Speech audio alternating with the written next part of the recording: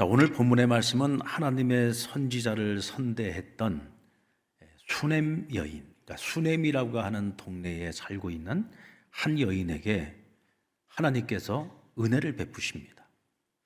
이 여인이 하나님의 사람을 선대했기 때문에 하나님이 이 여인에게 은혜를 베푸십니다. 그리고 그 은혜 때문에 이 여인의 믿음이 더 성장하게 되는 그런 오늘 이야기를 오늘 본문의 말씀이 담고 있습니다. 당시 엘리사 선지자는 갈멜산에 거주하고 있었습니다. 근데 한 번은 한 35km 정도 떨어져 있는 이 수넴이라고 하는 곳을 내려갔다가 그곳에서 한 귀한 여인이라 그랬어요. 보니까 귀족 출신의 상당히 신분이 높은 여인이었던 것 같습니다. 이 여인의 청으로 여인의 집에 들어가서 엘리사가 대접을 받게 됩니다. 이것이 인연이 되어 엘리사는 이 수넴을 지나갈 때마다 여인의 집에 들러 음식을 먹게 됩니다. 어쩌면 이 여인의 섬김과 그 대접이 어쩌면 이 여인이 대접하는 음식이 좋아서 더 자주 내려갔을 수도 있습니다. 왜냐하면 35km면 여러분 이게 짧은 거리가 아닙니다. 요즘처럼 자동차가 있는 시대에도 35km 가려면 시간이 꽤 걸리는데 당시에 기껏해야 나귀 타고 가는 것일 텐데 나귀 타고 내려간다고 쳐도 한 4시간에서 5시간 정도가 걸리는 거리입니다. 그런데 이곳을 어쩌다가 한번 가는 것이 아니라 보니까 엘리사가 자주 내려갔던 것 같아요. 아마도 이 여인의 그 섬김이 늘 이 엘리사의 마음에 굉장히 흡족했던 것 같습니다. 자, 그런데 하루는 여인이 남편에게 이르기를 이 엘리사를 위하여 자기 집 다미에다가 방을 하나 만들어서 이 방에다가 침상과 책상과 의자와 촛대를 그곳에 두고 이 엘리사가 지나갈 때마다 이곳에 머물게 했으면 좋겠다라고 제안을 합니다. 자, 그 이유를 이렇게 밝힙니다. 우리 9절 말씀을 보시면은요. 여인이 그의 남편에게 이르되 항상 우리를 지나가는 이 사람은 무엇이다? 하나님의 거룩한 사람인 줄을 내가 아노니 그랬어요. 어떤 이유 때문이었죠? 이 엘리사라고 하는 이 사람이 그냥 보통 사람이 아니다. 이 사람은 어떤 사람? 거룩한 사람인데 하나님의 거룩한 사람이라는 거예요. 한마디로 말해서 하나님의 선지자라는 겁니다. 근데 그것을 내가 알아봤다는 거예요. 그런 이 선지자를 우리가 어찌 그냥 보낼 수 있느냐. 그분이 우리 집에 와서 대접받고 또 쉬고 싶을 때는 또 긴 먼 거리를 가야 되니까 가는 길에 우리 집에서 중간 지점인 우리 집에서 좀 쉬었다 갈 수 있도록 그를 위하여 방을 마련해 주자는 것이었습니다. 여인은 하나님의 사람인 엘리사를 마음을 다하고 정성을 다해 섬기고자 했다는 거죠. 자, 처음에는 강권하여 음식을 대접했고 나중에는 작은 방까지 마련합니다. 그리고 엘리사가 뭐라고 했냐면 당신이 우리를 위하여 세심한 배려를 하였다 그랬어요. 그러니까 미리 생각을 한 겁니다. 선지자께서 우리 집에 오신다면 그에게 필요한 것이 뭘까? 쉬었다 가야 되니까 침상도 필요할 거고 또 공부도 해야 되니까 책상도 필요할 거고 의자도 필요할 거고 또 밝은 빛이 있어야 되니까 촛대도 준비하는 것이 좋겠다. 엘리사에게 맞추어서 그에게 필요한 것이 무엇일까 생각을 하고 세심하게 배려하며 마음과 정성을 다해서 섬겼다는 것이죠. 이 여인이 하나님의 사람을 이토록 정성을 다해 섬긴 것은 이 거룩한 하나님의 사람을 섬기는 것이 곧 누구를 섬기는 거다? 하나님을 섬기는 것이라고 생각을 했기 때문입니다. 엘리사가 여인의 접대와 섬김을 받아들이고 그 집에 유하고 있는 것도 결국은 오늘 이 여인이 자신에게 베푸는 이것이 진심이라는 것을 알았기 때문에 그걸 진심으로서 받아들였기 때문에 그 집에 유하는 것을 기뻐했다는 거죠. 여러분, 예수님께서 사역을 하실 때에도 예루살렘으로 올라가는 길에 항상 들렸던 곳이 있어요.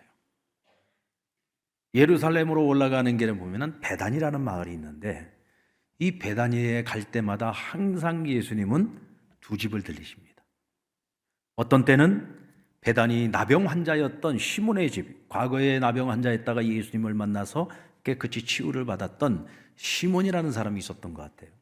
그러니까 그의 집에 가서 유하든지 아니면 친구 나사로의 집에 가서 그의 누이들인 마르다와 마리아의 섬김을 받으면서 그 집에 유했던 것을 알 수가 있습니다.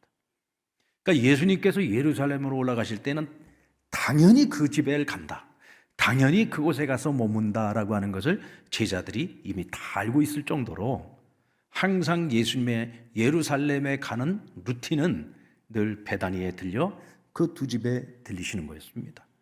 왜 그러셨을까요? 그들의 섬김은 진심이라는 것을 아셨기 때문입니다. 여러분, 진심이 아닌 섬김을 받는 건 참 불편한 일입니다.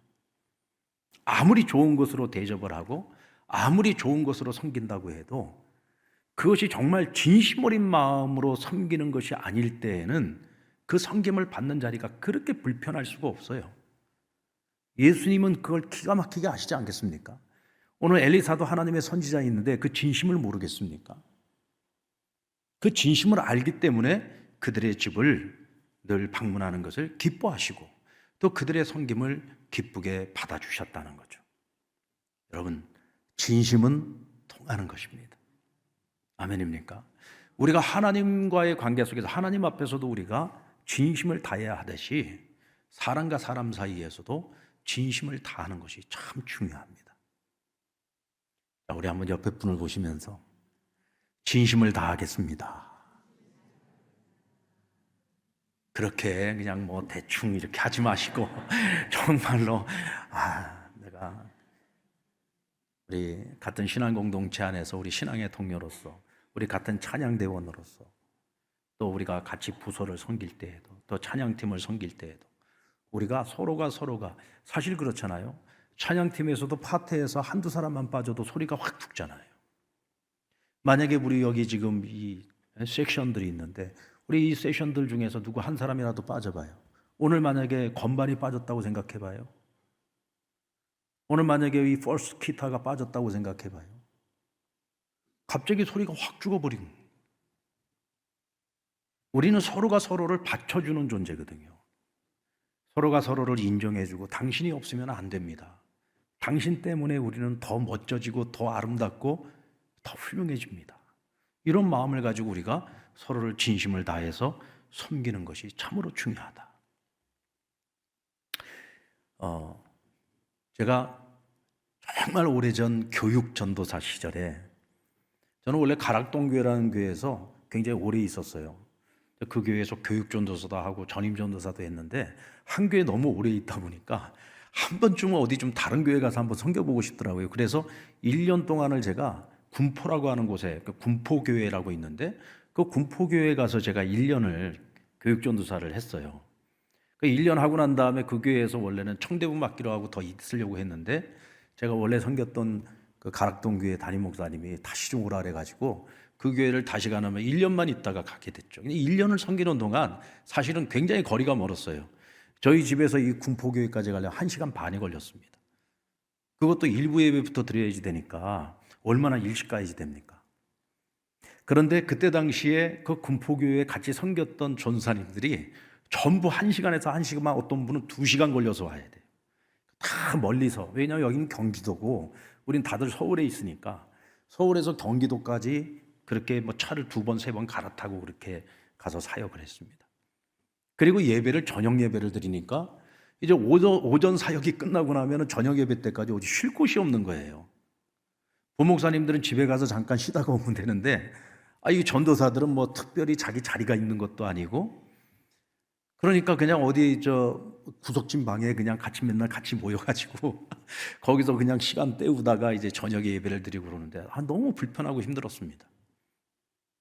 근데 저희 그때 제가 섬겼던 우리 중등부에 안수 집사님이셨는데 그때 부감 선생님이셨어요. 이 부감 선생님이 우리 전도사들이 그렇게 중간에 어디 갈 데도 없어가지고 저녁 때까지 힘들고 고생하는 걸 알고 자기 집을 4시간 동안을 딱 비워주는 거예요. 자기 집을 4시간 동안을 비워주는데 정말 집을 깨끗하게 청소를 해놓고 안방에다가요 요를 다 깔아놓고 그리고 냉장고와 그 테이블에다가 먹을 거를 잔뜩 준비를 해놓는 거예요. 매주마다 그렇게 섬겼어요. 그게 우리가 얼마나 고마웠겠습니까? 그러니까 우리끼리 같이 모여가지고 돌아가면서 기도를 하는 거예요. 그 집사님을 위해서. 이 집을 위해서 축복하면서 우리가 같이 기도를 하는 겁니다. 너무 감사하잖아요. 그건 정말 진심이 아니면 할 수 없는 일이거든요. 생각을 해보세요. 그 시간에 우리에게 집을 내줬다는 거는 그 집 식구들은 다 어디 딴 데 가 있어야 된다는 얘기예요. 그러니까 우리에게 그 집을 빌려주면서 본인들도 같이 있는 것이 아니고 본인들은 그 시간에 다 나가 있고 우리에게 그 집을 딱 그 시간 동안 비워줬다니까요. 잊을 수가 없어요. 지금까지 제가 지금 이 얘기를 하잖아요. 그때가 몇 년 전입니까? 수십 년 전 이야기입니다. 그런데도 그 집사님이 섬기셨던 그 섬김을 잊을 수가 없어요. 저라도 그렇게는 못할 것 같아요. 지금까지 많은 섬김을 참 목회를 하면서 많은 경험을 해봤습니다만은 저는 그분과 같은 그런 섬김은 보기가 힘들었던 것 같아요. 그렇다면 여러분, 그때 그 당시에 그 집사님은 지금 어떤 삶을 살고 있을까요? 그건 여러분의 상상력에 맡기도록 하겠습니다. 하나님께서는 수넴 여인의 이와 같은 작은 섬김을 결코 작게 여기지 않으셨습니다. 오늘 이 여인에게 큰 은혜를 베푸셨습니다. 여인은 하나님의 사람 엘리사를 섬길 때 어떤 대가를 바라고 섬겼던 게 아닙니다. 전혀 대가를 바라지 않았어요. 그냥 하나님의 종이라는 이유 하나로 그를 섬겼던 겁니다. 그런데 엘리사는 여인의 이와 같은 세심한 배려와 섬김이 너무 고마운 거예요. 그래서 어떻게든 무엇으로든 보답을 하고 싶었습니다. 그래서 여인에게 내가 너를 위해서 무엇을 해줄 거라고 묻습니다. 그러면서 말하기를 혹시 내가 왕에게 요청할 것이 있거나 아니면 사령관에게 그 지역을 다스리고 있는 사령관에게 혹시 뭐 요청할 것이 있으면 나한테 말을 하라. 그러자 여인이 말하기를 아닙니다. 나는 지금 백성들 가운데 거합니다. 나 같은 사람이 굳이 그 사람들 뭐 왕, 사령관, 천황 전혀 상관없는 사람들입니다. 그러면서 당신이 나를 위해서 무엇을 해주려고 하실 필요가 없습니다. 왜? 나는 처음서부터 당신을 섬기는 것은 무슨 대가를 바래서가 아닙니다. 당신은 하나님의 사람이기 때문에 하나님을 섬기는 마음으로 당신을 그저 섬길 뿐입니다. 그런데도 불구하고 엘리사는 아무리 생각해도 이 여인을 위해서 이 여인이 지금까지 내게 베풀어 준 걸 생각을 하면 뭐라도 해주고 싶은 거예요. 그래서 게하시 자기 시종에게 묻습니다. 야, 한번 좀 살펴봐라. 저 여인에게 대체 뭐가 필요하겠냐. 근데 사실 여러분 이 여인은 귀한 여인이라고 했잖아요. 신분도 높은 여인이고 보니까 경제적인 살림이나 모든 부분에 있어서 부족할 것이 없는 여인이었단 말이죠. 근데 이제 게하시가 이 여인에 대해서 이리저리 좀 조사를 해본 것 같아요. 그리고는 엘리사에게 말합니다. 근데 선생님 보니까 이 집이 부족한 게 하나도 없는, 딱 부족한 게 하나 있습니다. 이 여인의 남편이 나이가 늙었는데 이 여인이 아직까지 아이가 없습니다. 아들이 없습니다. 라고 얘기를 하는 거예요. 여러분 당시 이 고대 시대에 여인에게 있어서 가장 큰 죄가 뭐였느냐? 가장 큰 불행이 뭐였을까? 그것은 아들을 낳아주지 못하는 겁니다. 남편에게. 아들이라고 하는 것은 그 집에 기업을 잇는 거예요. 그 가문을 이어가야 하는 존재인 겁니다. 그런데 아들을 낳아주지 않으면 결국은 어떻게 해야 됩니까? 또 다른 아내를 얻어서 어떻게든 간에 그 집에 가업을 이어가도록 해야 된단 말이죠. 그런데 보니까 이 남편이 이 아내를 굉장히 사랑했던 것 같아요. 그래서 이 집에는 아직까지 대를 이어갈 아들이 없습니다.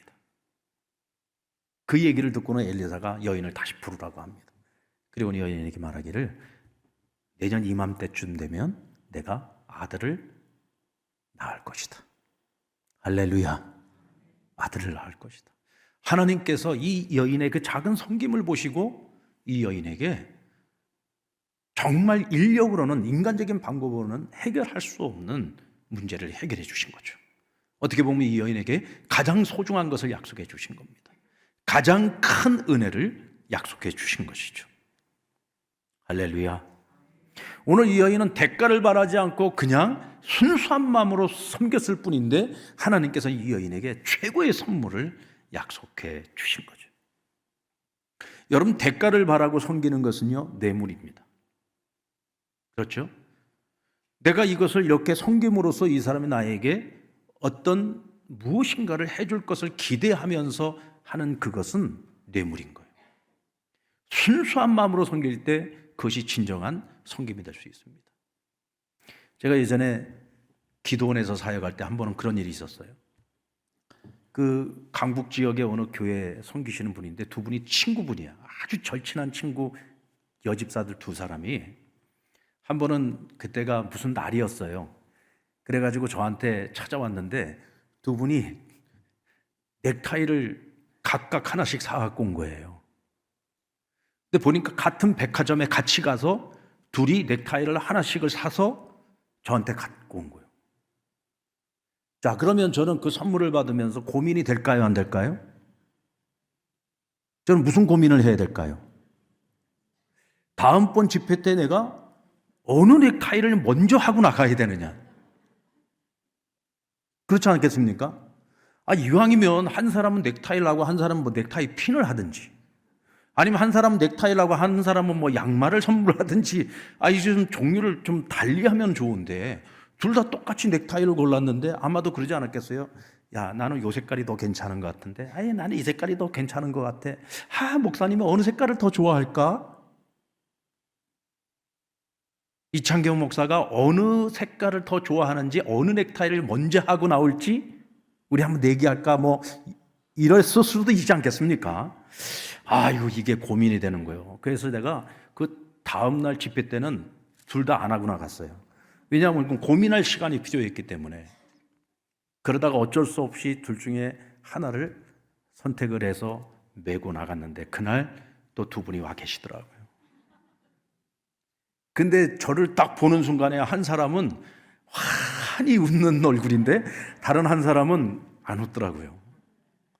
그래서 제가 또 한 사람은 또 시험에 들겠구나 이런 생각이 들었어요.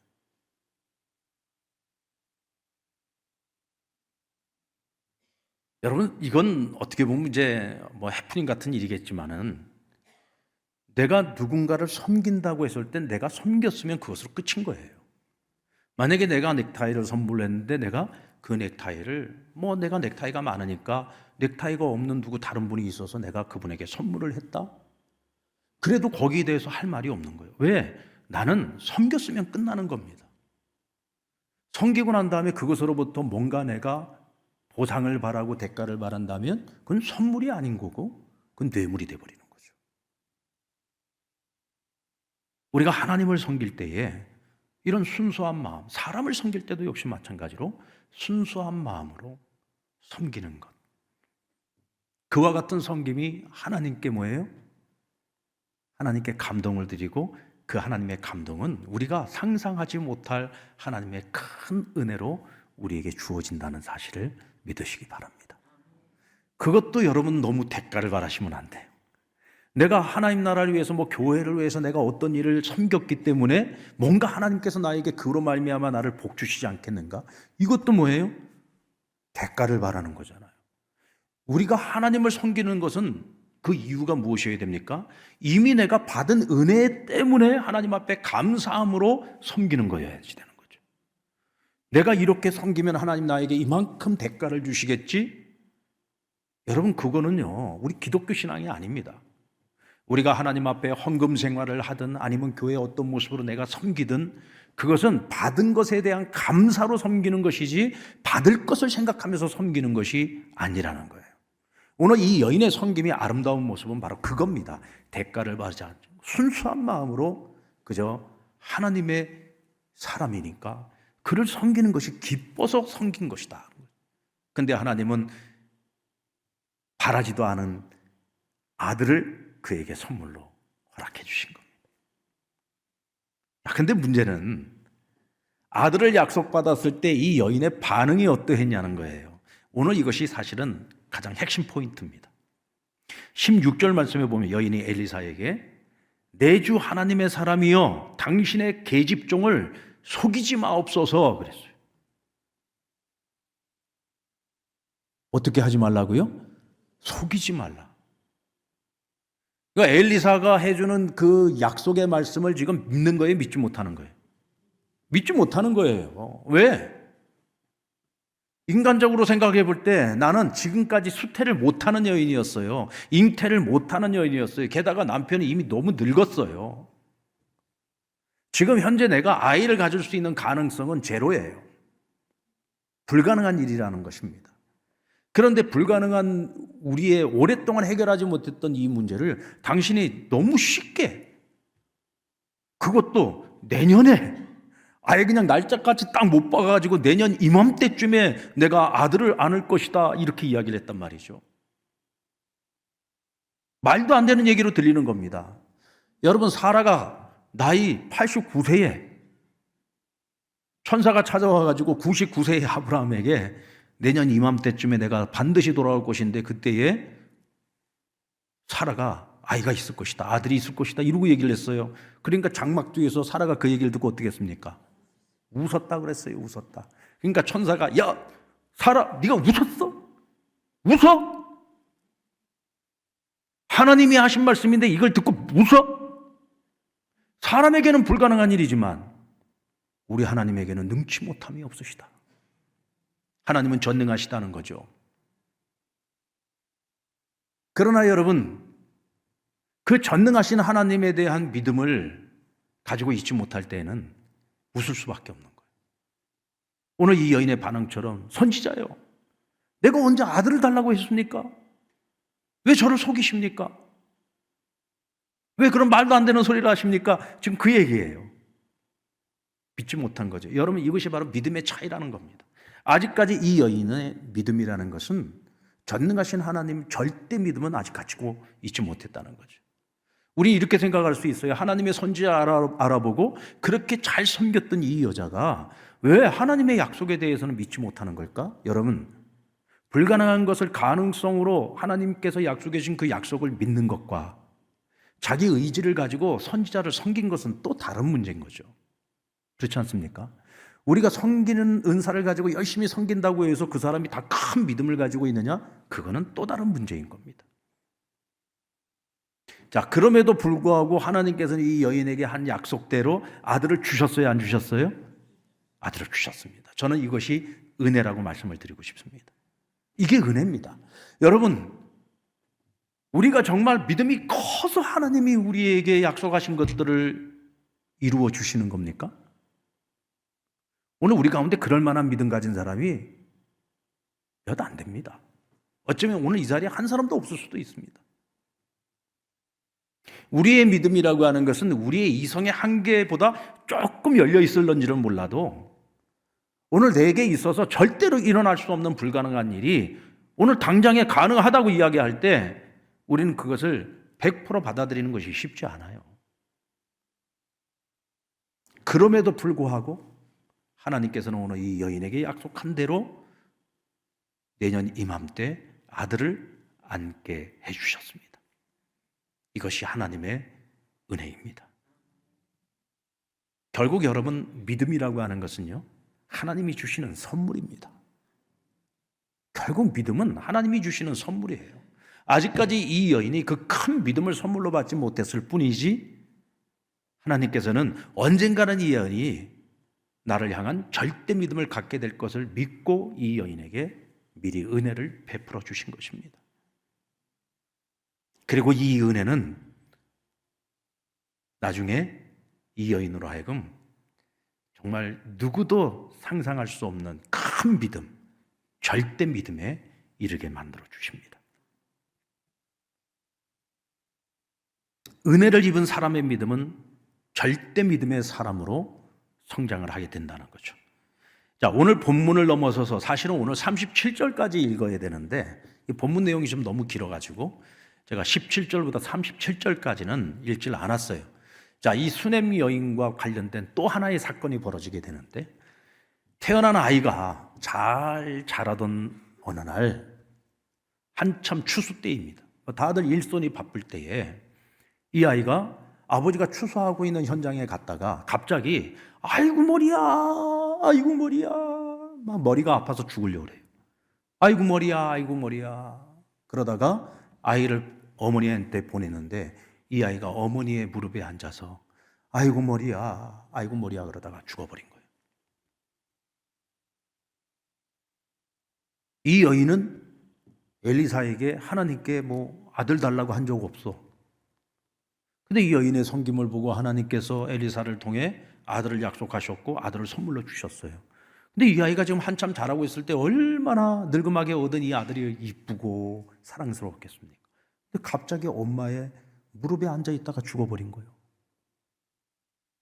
여러분 같으면 그 심정이 어떻겠습니까? 자, 그런데 오늘 이 여인이 보여주는 반응을 이제부터 우리가 봐야 되는데요. 아이를 데리고 어디로 갔느냐면 엘리사가 오면 늘 묵던 엘리사의 방으로 올라가서 그의 침상에 아이를 눕힙니다. 그리고 그 집에 종 하나를 시켜서 빨리 나귀를 준비하게 하고 남편에게 내가 엘리사에게 다녀오겠다고 합니다. 엘리사는 어디에 있어요? 갈멜산에 있습니다. 몇 킬로? 35킬로. 몇 시간 달려가야 돼요? 4시간에서 5시간 달려가야 됩니다. 엘리사에게 가겠다고 하니까 특별한 날도 아닌데 거길 왜 가려고 하느냐? 이 남편의 생각은 뭐예요? 이미 아이는 죽었는데 엘리사에게 찾아간들 무슨 일이 일어날 거라고 거길 가겠다고 하는 거냐? 아들이 죽었으니 지금 해야 될 일도 많은데 왜 지금 엘리사에게 가겠다는 거냐? 그러니까 오늘 이 아내가 떠나면서 말합니다. 평안하라. 여보 평안하세요. 평안을 잃지 마세요. 그리고는 나귀를 타고 달려갑니다. 아마 한 5시간 걸리는데 더 열심히 달려가 한 3시간 반쯤 걸려서 도달하지 않았을까 생각합니다. 이 여인이 도달할 쯤에 엘리사가 갈멜산 위에 있다가 여인이 오고 있는 모습을 보게 되었어요. 저 여인이 여기를 왜 왔지? 근데 여러분 평상시 같으면 이 엘리사 선지자에게 하나님께서 여인이 오기 전에 이미 이 여인이 올 것과 이 여인이 대체 무슨 일로 올 것인지를 미리 알려주셨을 것 같은데 그날은 전혀 알려주시지 않아요. 그러니까 엘리사도 그걸 알지 못해요. 그래서 먼저 자신의 시종인 게하시를 내려보냅니다. 가서 무슨 일인지 가서 물어봐라. 그래서 내려가서 네 남편도 평안하냐? 너도 평안하냐? 아들도 평안하냐? 하고 물어봤더니 여인이 평안하다 이렇게 얘기하고는 손살같이 달려갑니다. 누구에게? 엘리사에게. 그리고는 엘리사의 다리를 붙잡고 그렇게는 말씀에는 나오지 않지만 아마도 엉엉 울면서 얘기하지 않았겠나 싶습니다. 선지자여, 내가 언제 당신에게 아들을 달라 했습니까? 내가 언제 당신에게 아들을 달라 했습니까? 지금 이거는 어떤 말이에요? 내가 언제 아들을 달라고 했어요? 그런데 아들을 주겠다고 해서 진짜로 아들을 주셨는데 갑자기 아들이 죽었습니다. 왜 나에게 기쁨을 주고 이제는 슬픔을 주시는 겁니까? 뭐 이런 뜻 아니겠어요? 그런데 그냥 왜 나에게 아들을 주었냐 그 말만 딱 했을 뿐인데 엘리사는 비로소 모든 걸 다 알게 됩니다. 그래서 급히 게하시에게 말하기를 너는 지금 빨리 허리를 동이고 지팡이를 들고 여인의 집으로 달려가라. 그리고 가는 길에 어떤 사람을 만나든지 말을 섞지 마라. 그 사람이 너에게 인사를 하도 인사도 받지 말고 무조건 빨리 그 집으로 가라. 그리고 가거들랑 죽은 아이의 얼굴에다가 내 지팡이를 줄 테 이 지팡이를 가지고 가서 아이의 얼굴 위에 올려놓으라는 거예요. 그러면 아이가 살 거라는 거예요. 근데 그 말을 듣고 여인이 뭐라고 얘기합니까? 내가 하나님의 살아계심을 두고 맹세하오니 저는 절대로 당신을 떠나지 않을 겁니다. 이 얘기는 무슨 얘기예요? 당신이 나와 가지 않으면 나 여기 떠나지 않겠다는 얘기예요.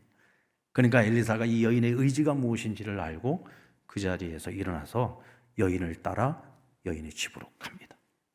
근데 누가 먼저 도착했을까요? 누가 먼저? 게하시가 먼저 도착을 했겠죠. 근데 게하시가 가서 엘리사가 하라는 대로 다 했어요.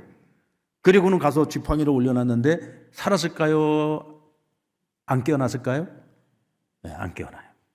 기적이 안 일어난 겁니다. 자, 엘리사가 도착을 딱 했습니다. 보니까 이 무능한 게하시는 가서 아무 일도 일어나질 않았어. 아하, 이거 사태가 심각한데?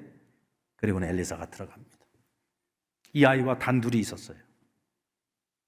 아이 위로 올라갑니다. 그리고는 자신의 눈과 눈, 그 아이의 눈을 마주치고 맞대는 거, 얼굴 가서 딱 맞댄 거예요. 코도 맞대고 입도 맞대고 죽은 아이와 자기 몸을 하나로 포갠 겁니다. 손도 맞대고. 그러니까 아이의 그 차가운 몸에서 조금씩 온기가 올라오기 시작했습니다. 그리고는 내려와서 그 집안을 곳곳을 다니고 다시 이 아이 위에 올라가서 몸을 포갭니다. 그리고서 내려오는데 이 아이가 7번 재채기를 하고 죽음에서 깨어납니다. 할렐루야. 남의 일이라고 별로 놀라지도 않고 남의 일이라고. 죽은 아이가 살아났다니까요. 여러분, 왜 게하시는 엘리사가 시키는 대로 가서 했는데도 불구하고 아이가 살지 않았고, 왜 엘리사가 와서 몸을 포겠다가 일어났다 하니까 아이가 살아났을까요? 오늘 여기에도 뭔가 하나님의 숨은 뜻이 있지 않겠습니까? 대체 하나님께서 오늘 이 사건을 통해서 우리에게 무엇을 말씀하시려고 하는 걸까요? 저는 오늘 이 말씀을 그렇게 받아들였습니다. 엘리사는 어찌됐든 이 여인으로부터 정말 순수하고 지극한 섬김을 받았던 사람이에요. 이 여인은 섬김을 베풀었던 여인입니다. 뿐만 아니라 엘리사는 그게 너무 고마워서 이 여인을 위하여 아들을 하나님께 구하고 아들을 이 여인에게 안겨주었습니다.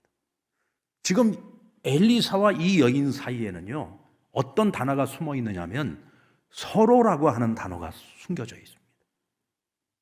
일방적으로 섬김을 받기만 하는 것이 아니라 섬기고 또 그 섬김을 받아서 또 섬기고 서로가 섬기고 있는 거예요. 그러니까 오늘 이 여인이 오늘 정말 이 절대절명의 이 순간에 엘리사라면 하나님께 구해서 내 죽은 아이도 살려낼 수 있을 거라는 이 절대 믿음을 갖게 된 거예요. 할렐루야. 이 절대 믿음을 갖게 된, 이 여인의 이런 절대 믿음을 갖게 된 거는요, 어떻게 이 절대 믿음을 갖게 됐을까요? 아들을 주겠다고 했을 때 나를 속이지 말라고 말했던 그 믿음이 어떻게 오늘은 이런 절대 믿음을 갖게 되었을까요? 그것은 이미 불가능한 일을 가능케 하시는 전능하신 하나님을, 하나님께서 아들을 주시는 그 사건, 그 과정 속에서 이미 경험한 바가 있단 말이에요. 그때 나는 절대로 믿지 못해서 속이지 말라고 했는데 하나님은 약속하신 대로 엘리사의 말대로 내게 그 다음에 아들을 안겨주셨어요. 그건 불가능한 일이었습니다. 이 여인이 볼 때 이건 100% 불가능한 일이에요. 그러나 100% 현실로 만들어주셨어요. 그 사건을 통해서 이 여인은 죽은 자도 살리시는 하나님일 거라고 하는 분명한 믿음을 갖고, 절대 믿음을 가지고 그 먼 거리를 마다 않고 엘리사에게 달려갔던 겁니다. 내 자식 살려달라고. 그리고 믿었던 거죠. 엘리사가 가면 반드시 살릴 것이다. 엘리사의 하나님이 반드시 살릴 것이다. 그 믿음을 가지고 달려갔던 겁니다. 그래서 하나님은 그 아들을 살려내신 것이고, 이 여인이 엘리사에게 베풀었던 그 섬김을 오늘 엘리사는 최선을 다해서 이 아이를 살리기 위해 죽어있는 시체 위에 올라가 얼굴을 맞대고 손을 맞대고 최선을 다해 하나님께 기도했던 거죠. 간구했던 겁니다. 하나님께서는 그 모습을 보고 계셨던 거예요. 야, 엘리사, 너 선지자라고 목에다가 힘주고 맨날 권이나 부리고 그럴 줄 알았더니 그게 아니구나. 네가 진짜로 고마운 게 뭔 줄 아는구나. 너가 정말 그 고마운 마음 가지고 이 여인을 위해서 너가 지금 최선을 다하고 있구나. 하나님 그 모습을 보신 거예요. 그리고 그 선지자 엘리사의 그 정성 어린 그 모습을 보면서 이 아이를 살려줘야 되겠다는 마음을 하나님께서 먹으신 겁니다. 그리고 아이를 살려주신 거예요. 저는 오늘 이 본문을 보면서 저는 목회자로서 그 생각을 해봤어요. 지금까지 내가 목회를 하면서 우리 상남교회 성도들이 정말 진심을 다해서 나를 사랑해주고 섬겨주고 이렇게 목회를 할 수 있도록 힘이 되어주고 이렇게 섬겨주었는데, 나는 과연 오늘 엘리사처럼 이런 모습으로 내가 섬겼는가 생각을 해보니까 너무 부끄럽더라고요. 제가 반성했어요. 오늘 말씀 준비하면서 제가 반성했습니다. 아, 목회라는 것이, 섬김이라는 거 이렇게 해야 되는 것이구나. 최선을 다해야 되는 것이구나. 내가 이만큼 했으면 됐지, 이게 아니고 정말 하나님께서 보실 때 야, 그래, 너 그 정도 했으니까 그래, 그 정도 하면 내가 해줄게. 그러니까 하나님께 인정받을 수 있을 만큼 최선을 다하는 섬김이 있어야 되겠구나. 여러분, 섬김은요, 서로가 하는 것입니다. 섬김은 서로가 하는 것입니다. 서로가 그 최선을 다하고 서로에게 진심을 다해서 하는 그 섬김의 모습을 보실 때 하나님께서는 우리에게 기적을 보여주시고 하나님은 역사하시는 것입니다. 오늘 나를 속이지 말라고 했던 오늘 이 여인의 믿음, 그러나 하나님께서는 이제 이 여인이 절대 믿음을 갖게 만들어 주셨습니다. 그것은 철저하게 하나님의 은혜로 시작된 것입니다. 여인이 잘나서가 아니라 하나님의 은혜로 이 여인을 절대 믿음의 자리까지 세워주신 것입니다. 그런데 그 과정에는 아픔이 있습니다. 고난도 있고 시련도 있습니다. 그러나 그것을 잘 이겨내고 견뎌낼 때 하나님께서는 우리를 절대 믿음의 자리로 세워주십니다. 저와 여러분이 그 믿음 갖게 되기를 주의 이름으로 축원합니다. 우리가 서로를 섬길 때에 진심 어린 마음으로, 순수한 마음으로 최선을 다하여 섬길 수 있는 우리 상당 공동체, 그런 우리 사랑하는 모든 성도들, 우리 모두가 되기를 주님의 이름으로 축원합니다. 이때 저와 여러분이 함께 써내려가는 우리의 이야기 속에 수많은 기적의 사건들이 일어나게 될 줄로 믿습니다.